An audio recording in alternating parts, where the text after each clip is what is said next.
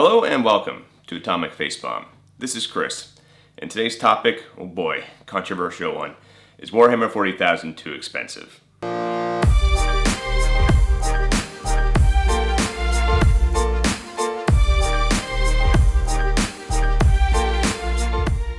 No. In fact, I'm actually going to argue it's pretty reasonable. In my opinion, and emphasis on opinion, it's only as expensive as you make it. Is it a cheap hobby? No, absolutely not. But it's not impenetrable. That said, prices are always subjective and everyone will see it differently. I need to get this out of the way. I'm pretty vocal on what I think Games Workshop does wrong and what they do right. When it comes to stuff that I think they do wrong, someone even called me out on that in my first video. They being Games Workshop, makes a lot of counterintuitive and quite frankly baffling business decisions. I'm not going to go on a huge rant here, that's not what this is about, but that will probably be a whole separate video. But for all those screw-ups, pricing I don't feel is one of Games Workshop's issues. I know this will seem stupidly obvious, but I have to say it. Your income and bills largely determine what you see as expensive. It's no brainer, but it's still an important point. Most hobbies cost a decent amount of money. Not all of them, of course, but many do. There seems to be like this weird, distorted view that since Warhammer 40k is nothing but tiny plastic models and smallish hardcover books, everything should be dirt cheap. $5 a model, $8 a book, $1 for a pot of paint. My kingdom for a horse! Here's the problem with that. The models in books are the finished products. Yeah, that model is tiny. No, it's not made out of refined platinum. So it should cost next to nothing, right?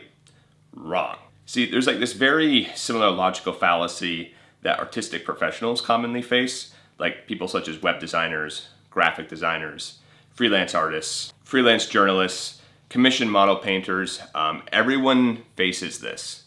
They spend hours and hours on a project, but since it's a form of art, they get paid next to nothing. Or they get pummeled with vitriol when the client sees their invoice. Or even worse, they get paid in everyone's favorite, exposure. And why? Simply because people don't understand how much time, effort, and work goes into creating art. But guess what? Models are art. It takes a mountain of materials and employee labor to get a single model into your hands. In fact, let's do a broad synopsis because I feel like this is a pretty important point to go over. So we're going to see exactly what it takes to get a model into your hands. Okay, so we have the inception stages. That's what people are sort of deciding, what are we making next? What do people want? Which factions will we release next? And I know it's easy to look at Games Workshop as a giant corporation because it is, but there are also a lot of people inside that company that make all these decisions. People need to get paid. They're doing work after all. After inception stages, you have initial art design and creative direction. Again, this is going to involve multiple parties. It involves the back and forth of multiple drafts, on getting the idea of what the model is going to be into a 3D program, and branching out from there. Then there's product design. That's the layout of the model's parts, developing the plastic sprues, and testing the assembly process. Writing and drawing the instruction manual also fits into this category, and this takes a lot longer than you might expect. I've actually made these types of things for similar items, not Games Workshop or anything like that. But writing an instruction manual for how something works and how someone needs to use it is pretty time consuming. You then have photography and box art layout and design. And again, it sounds trivial, but getting a whole box designed and put together requires a lot of effort and a lot of different people to make that happen. Then of course we have marketing, which also falls under the heavy metal painter. Then there's contracting sales and partners. Getting the product out to influencers. You also have to get the Warhammer community writers engaged. You have to get the articles out. Then you also have to reach out to other brick and mortar stores, and you've got to create advertisements for web and print. A lot of work. After that, you have the manufacturing process, which is sending the model's specs to the factory for injection molding for mass production. Then we have distribution and shipping. Quite possibly the most complex and labor-intensive part of this whole equation. It's not my specialty, but that part takes a long time. And again, you've got to pay a lot of people to do that.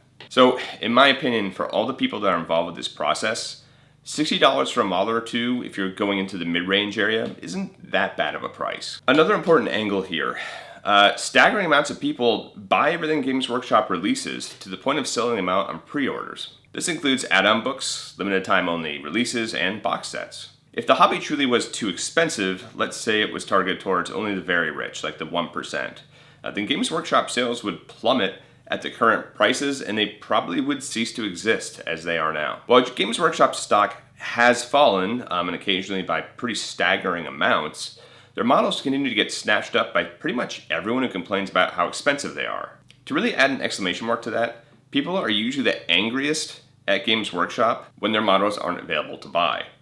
I need to repeat that. People are begging Games Workshop to take their money, and for reasons beyond my comprehension, Games Workshop commonly says, nah. Anecdotally, it seems like the reason Games Workshop stock continues to fall isn't because of the cost of their products necessarily, it's because of the impenetrable codex rules and the slew of updates they've recently released. Their sales were highest when 8th edition first came out because it was so easy to understand and play. Everyone could get into the hobby at that point. There was no huge barrier to understand.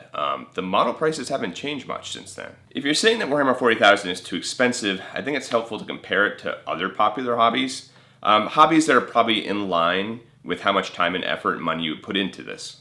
I think there's also an angle here where it's easy to get caught up in the Warhammer bubble. That is, not regarding anything outside of it. I mean, it's easy to see how this happens. We love the hobby so much, we get so invested into it, we devote all of our time into it, and we kind of develop this tunnel vision where all we see is Games Workshop. So we have golf, skiing, bodybuilding, mountain biking, PC gaming, collecting board games, and even Dungeons and Dragons. These are all fairly pricey hobbies, right up there with Warhammer. Yeah, there are comparisons. Not counting D&D, they're nothing like Warhammer, but they're still hobbies. I've heard a lot of people also compare 40K to other games that are somewhat similar, such as Corvus Belli's Infinity, Privateer Press's War Machine and Hordes, and CMON's A Song of Ice and Fire, just to name a couple. And the consensus usually goes like this. Those models are so much more affordable.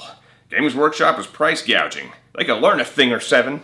In actuality, all of these other gaming systems' prices are very, very close to what GW offers. And I would actually say the quality of non-GW models is kind of lackluster. There are some that are pretty good, but it's very hard to compare Warhammer models to other systems models. They're just leagues apart. I've painted minis from a lot of other brands, and I play a lot of other games besides Warhammer, so I have some experience here. I have to tell you, while some of those models are pretty nice, trying to paint some of them can be really, really frustrating. The worst of the bunch, I would say, is WizKids models. I mean, they're incredibly cheap to buy like a whole box of them, but it shows. And boy, can it be a nightmare to try and paint those things up to a decent quality.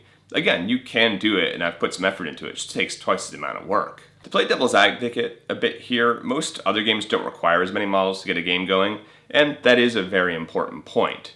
However, that's also where the savings comes in. It's not that their models are more expensive necessarily, it's just that you need far fewer of them. But at the same time, you don't have to play a 2,000 point game of Warhammer 40,000. You don't even have to play 1,500 points. You could, let's say, start with 1,000 or 500 to get used to how everything works. This all comes back to my main assertion that Warhammer is kind of only as expensive as you decide to make it. Again, though, to keep myself honest here, I'll admit that the most financially brutal part of playing Warhammer 40K is getting started. That means like you have nothing, you're just like a brand new person in the hobby and you're trying to build your way up. I was curious how much it actually takes to field a reasonable 40K army because, again, I've been doing this for over a decade, so it is, again, admittedly hard for me to think back to when that first started, so I thought I'd give it a look. To keep the data as unbiased as possible, I decided that I would do all the math based on buying stuff only from the Games Workshop web store, not third-party sites for now. More on that soon. I didn't include paints or brushes, only because they're technically optional. Like if you wanted to, you could assemble your models, put them on the table, and play them unpainted. I don't recommend doing that, please don't.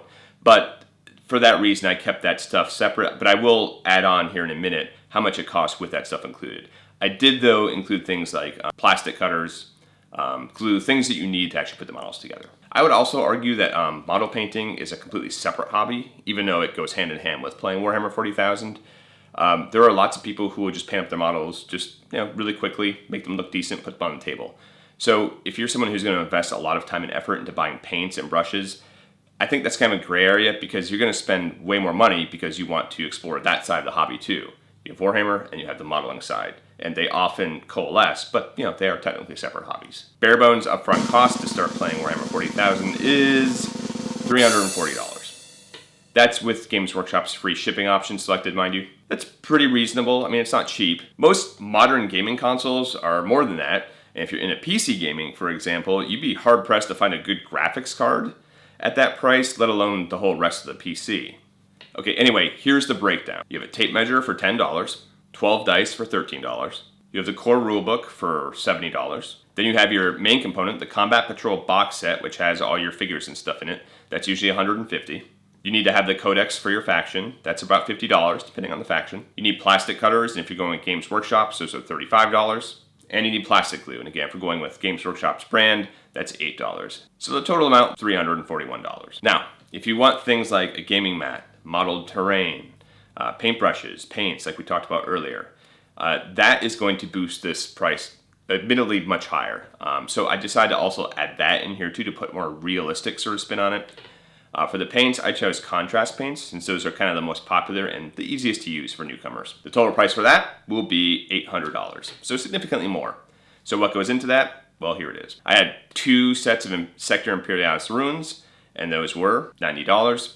I have 1 set of woods for $60. I have 1 set of Munitorum armor containers, also for $60. 1 Sanctum Administratus building for $90. I put 12 contrast paints just because I feel like that's a good amount that probably people will be able to use. And the contrast paints together about $96. I put in 3 brushes for $27. 2 texture paints for putting on your bases, and those are $16. The only thing you couldn't get off Game Workshop's site is the foldable rollout battle mats. They only produce cardboard options, so this is the only thing I couldn't find on Games Workshop's site. That will usually run you about $75. Now, $800 is a lot of money, there's no doubt about it.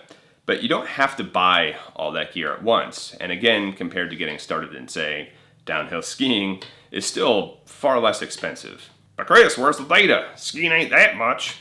Well, let's take a look. Now, skiing is an expensive hobby compared to Warhammer, but a lot of people might not realize that. And they might not realize how much more expensive it is. So, again, just for the sake of exploration, let's see what goes into it. I want to point out here, I'm going at this at the mindset of a hardcore, dedicated hobbyist. I'm someone who's going to invest a lot of time and money into whatever hobby they're doing. So for skiing, for example, I'm not approaching this like someone who's going on vacation, just renting the equipment. I'm approaching this like someone who's going to do this all season long because they love it that much. Okay, so here's what we have to get started in downhill skiing.